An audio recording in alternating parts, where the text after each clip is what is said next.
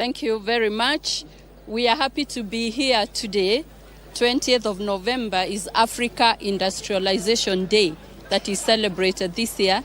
And for the first time, Kenya has a celebration.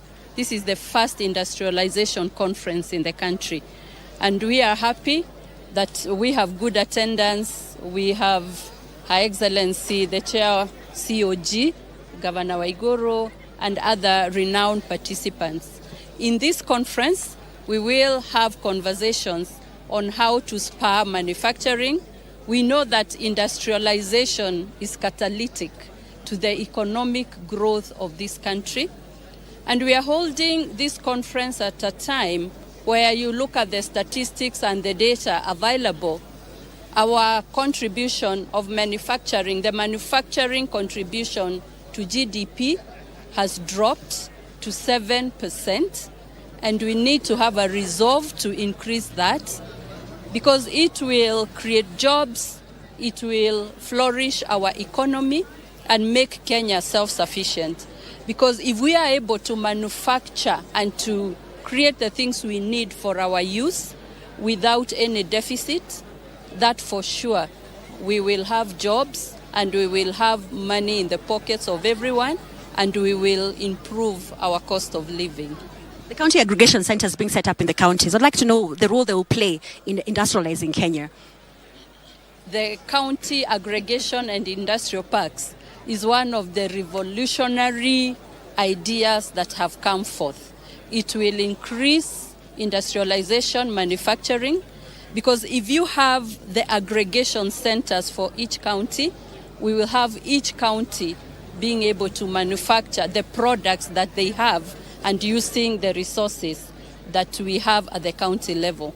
And I do believe that is the real background and the real foundation of industrialization, where you start at the grassroots and at the county.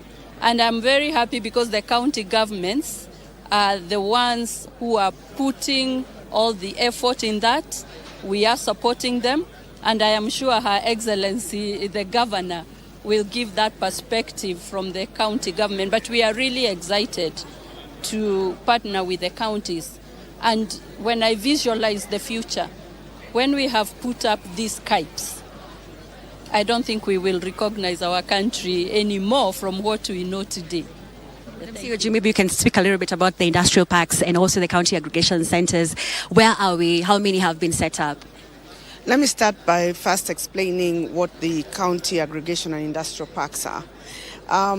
What they are is that for every county, we have set aside space to build centers where we can aggregate our produce according to our strengths. Not necessarily county by county, sometimes even across different counties. For example, in Kirinyaga, we will have in our Kipes a tomato factory, and for that to happen, we have a tomato aggregation center. We have a rice and coffee and tea aggregation center where then they can be processed. And the reason for doing this is that for a very long time, we have had very many challenges when we come to talk to farmers about production. One of them being post-harvest losses. We produce, when they produce very much or produce a lot, then there is no consumption or there is no market, and therefore most of the time they lose their produce. So these parks are supposed to create an environment both for markets, aggregating to sell, but also for value addition so that you can be able to get markets outside of the country or even outside of the county or country in the region.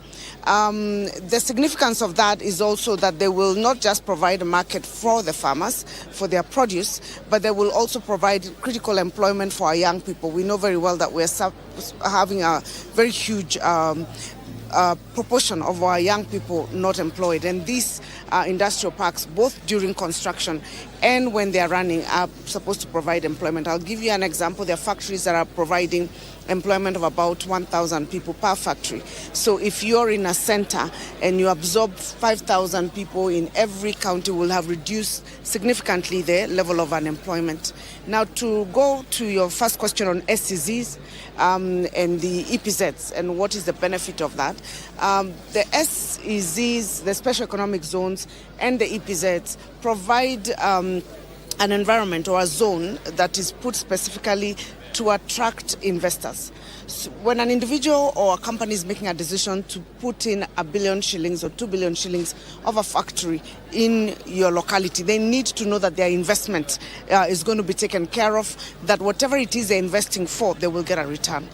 And the SCZ provides that security. They provide tax incentives, a one-stop shop to deal with all the issues regulatory that they may need, licensing, taxes, and all that, but also provide an avenue for marketers and those who would want to buy the goods that are provided in SCZ. So it's an incentive for the private sector, and we hope that that will then attract them to move away just from Nairobi and the big cities, Kisumu, Mombasa, Nakuru, but also moved now to the counties like Kirinyaga is an EPZ, Kiambu has an EPZ, we have Migori and Homa Bay, and there's some also being set up in the northeastern area so that the development in the country is also spread out, and we also reduce the rural-urban migration. So it deals with very many aspects of employment, production, marketing, and all that consolidated to create an industrialized environment that then provides for the growth of this country.